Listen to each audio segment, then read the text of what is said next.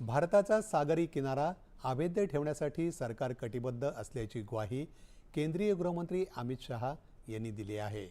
शहा यांनी काल देशातल्या बंदर सुरक्षेचा आढावा घेतला, त्यावेळी ते बोलत होते। बंदर सुरक्षा विभागाच्या स्थापनेच्या प्रगतीचा आढावाही त्यांनी यावेळी घेतला।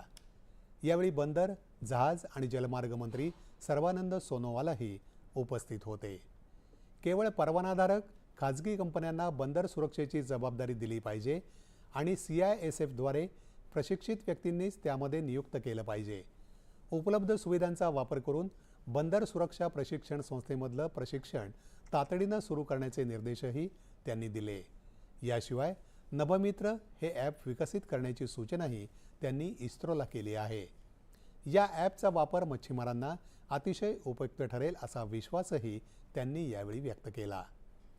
जहाज अधिनियमाद्वारे बंदर सुरक्षा विभागाची स्थापना करण्यात आली आहे।